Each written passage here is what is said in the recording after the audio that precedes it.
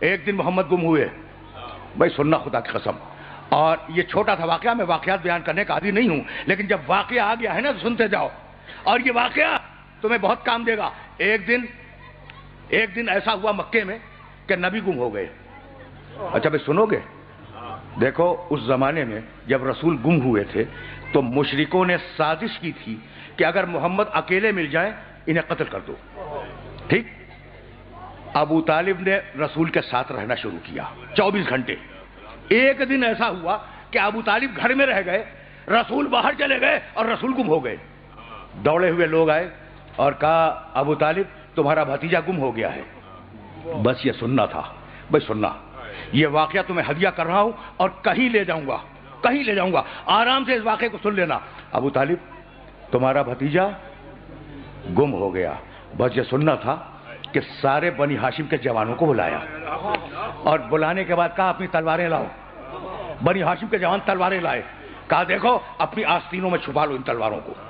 اور یہ جو مکے کے چہار دیواری میں بڑے بڑے مشرک سردار بیٹھے ہیں نا, ان کے پہلو میں جا کے بیٹھ جاؤ. جوان بیٹھ گئے. اپنے غلاموں کو بلایا, ابو طالب نے اپنے غلاموں کو بلایا, کہا اپنے نیم کے لاؤ چھوٹی تلواریں, اپنی آستینوں میں رکھو, اور یہ جتنے مشرک سردار بیٹھے ہیں ان کے پہلو میں بیٹھ جاؤ. اور دیکھو میں جا رہا ہوں اپنے بھتیجے کی تلاش میں, اگر اسے لے کے آ جاؤں تو ان مشرکوں سے کچھ نہ کہنا, اور اگر میں اکیلا ہوں تو سمجھنا کہ محمد قتل ہو گیا. کچھ پوچھنے کی ضرورت نہیں ہے, تلواریں نکالنا, ان کے سینوں میں پیوست کر دینا.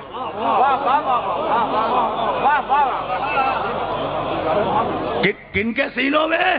مشرکوں کے. کہا کس نے؟ ابو طالب نے.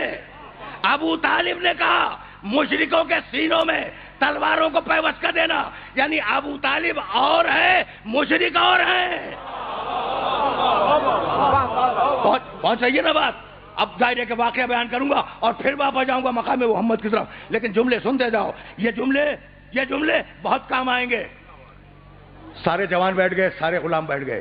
چلے ابو طالب 2 افراد کو لے کر پیغمبر کو ڈھونڈنے کے لیے. ان 2 افراد کے نام تاریخ میں موجود نہیں ہیں.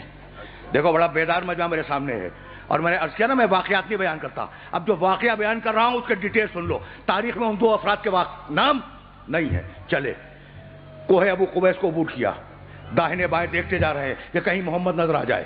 کوہ ابو قبیس سے نیچے اترے, سرزمین بطحا کو عبور کیا. سرزمین بطحا کے بعد پھر ایک پہاڑ پہ چڑھے, محمد کو داہنے بائیں دیکھا موجود نہیں ہے. سرزمین بطحا سے نیچے اترے تو دیکھا ایک مسطح پہاڑ پر محمد نماز پڑھا رہے ہیں, ان کے پیچھے علی نماز پڑھ رہے ہیں.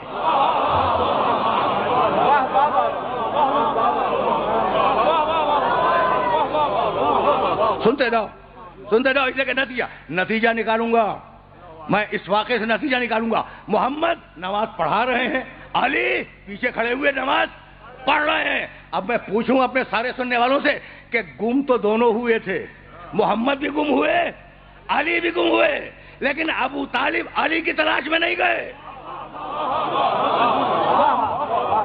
یہ ہے حفاظت رسالت. سمجھ رہے ہو بات کو؟ علی کی تلاش میں نہیں گئے تھے, تلاش میں گئے تھے محمد کی. کھڑے رہے جب تک رسول نماز پڑھتے رہے, ابو طالب کھڑے رہے اپنے 2 ساتھیوں کے ساتھ.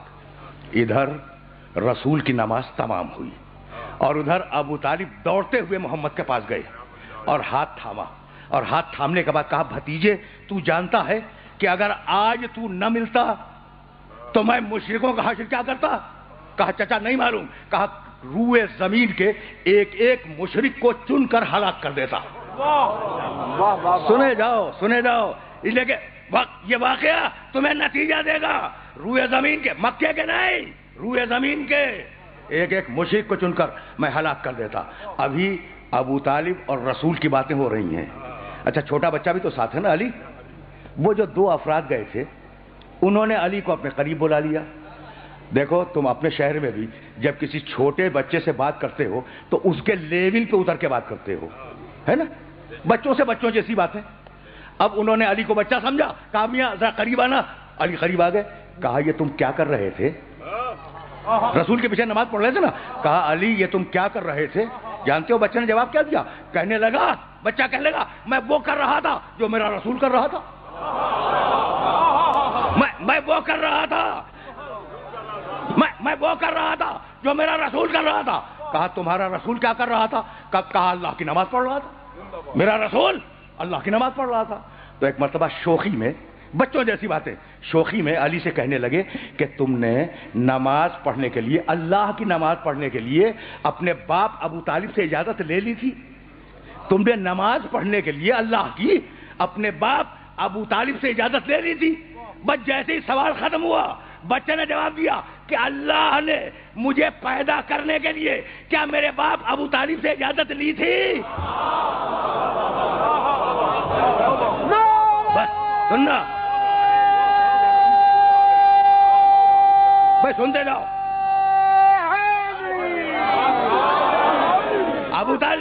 ابو طالب یہ جواب سن کر مسکرائے اور مسکرا کے کہنے لگے ابو طالب کا بیٹا ہے، ابو طالب کا بیٹا ہے۔ یہ کہہ کر محمد کا ہاتھ تھاما، ساتھ چلے، سرزمین بطحا کو عبور کیا، کوہ ابو قبیس کو عبور کیا، مکے کی چہار دیواری میں آئے۔ وہ جو بڑے بڑے مشرک سردار بیٹھے تھے انہوں نے ابو طالب کے چہرے پر جلال دیکھا۔ اس مرحلے کے لیے میں نے زحمت دی تھی، اس پورے واقعے کی۔ ابو طالب کے چہرے پر جلال دیکھا۔ وہ بڑے بڑے سردار، مشرکوں کے سردار کہنے لگے کہ اے سردار بنی ہاشم، یہ تمہارے چہرے پر جلال کیسا؟ یہ جلال کیوں ہے؟ ابو طالب نے کہا بتاؤں کہ میرے چہرے پر جلال کیوں ہے؟ یہ کہہ کر بنی ہاشم کے جوانوں کو اشارہ کیا، تلواریں نکالو۔ بنی ہاشم کے جوانوں نے تلواریں نکالی۔ اپنے غلاموں کو اشارہ کیا، نیمچے نکالو۔ جوانوں نے نیمچے نکالے۔ کہا میں گیا تھا اپنے بھتیجے محمد کی تلاش میں، اگر محمد نہ ملتا تو یہ ساری تلواریں تمہارے سینوں میں پیوست ہو جاتی۔ یہ کہہ کر ابو طالب نے ایک شعر پڑھا اور اس شعر کو اپنے سننے والوں کی خدمت میں ہدیہ کر رہا ہوں۔ علم تعلمو، کس سے کہہ رہے ہیں؟ مشرکوں سے۔ علم تعلمو انا وجدنا محمدن نبیا کا موسیٰ خط ذالک فی الکتب۔ کیا تمہیں نہیں معلوم، مشرکو تمہیں نہیں معلوم کہ ہم نے محمد کو موسیٰ جیسا نبی پایا؟ ہم نے بھائی سننا ابو طالب کا شعر سننا۔ علم تعلمو انا وجدنا محمدن، کیا تمہیں نہیں معلوم ہم نے پایا محمد کو نبی موسیٰ جیسا، خط ذالک فی الکتب، اور ہم نے اس محمد کا تذکرہ پرانی مقدس کتابوں میں، توریت میں، انجیل میں، زبور میں پڑھا ہے۔ ایک شعر میں 3 ایمان، محمد پہ ایمان، موسیٰ پہ ایمان، آسمانی کتابوں پہ ایمان۔ بھائی بہت توجہ رہے بھائی، یہی لانا تھا سارے سننے والوں کو۔ ابو طالب نے کہا علم تعلمو، پھر سننا، علم تعلمو انا وجدنا محمدن نبیا کا موسیٰ۔ ابو طالب نے کہا محمد موسیٰ جیسا نبی، محمد موسیٰ جیسا نبی۔ اب جملہ سنو گے اور اگر جملے کو یاد رکھ سکو تو یاد رکھنا۔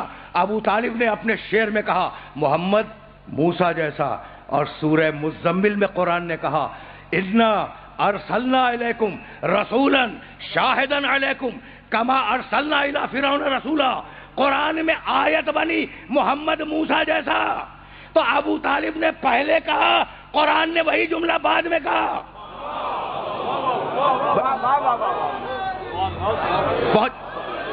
پہنچ رہی ہے بات؟ روکوں گا نہیں، اس لیے کہ مجھے واپس جانا ہے۔ اور اب سننا ابو طالب نے کہا محمد موسیٰ جیسا، قرآن میں سورہ مزمل میں آیت بنی محمد موسیٰ جیسا۔ اچھا یہ بتاؤ کہ یہ جملہ ابو طالب کا تھا، لیا قرآن نے، یا جملہ قرآن کا تھا، لیا ابو طالب نے؟ بہت پڑھا لکھا مجمع میرے سامنے ہے اور اس کے سامنے ایک سوال پیدا کرنا چاہ رہا ہوں میں۔ ابو طالب نے کہا محمد موسیٰ جیسا، قرآن میں یہی آیت بنی محمد موسیٰ جیسا، تو جملہ یا تو ابو طالب کا ہے، قرآن نے لے لیا، یا جملہ قرآن کا ہے، ابو طالب نے لے لیا۔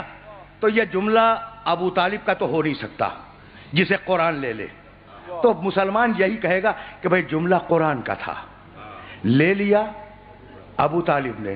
تو اب مسلمان سے ایک سوال کروں کہ بھئی ابھی سورہ مزمل تو اترا نہیں، پہنچ گئی بات میرے محترم سننے والوں تک؟ ابھی سورہ مزمل تو اترا نہیں، تو یہ ابو طالب کو آیت کی خبر کیسے ہو گئی؟ بھائی ہے نا سوال؟ تو بس اتنا معلوم کرو کہ نزول سے پہلے قرآن تھا کہاں؟ تو قرآن تھا لوح محفوظ میں. تو اب ابو طالب کے اسلام پہ بات نہ کرنا، بات اس پر کرنا کہ جیسے محمد لوح محفوظ پڑھتے تھے ویسے ان کا چچا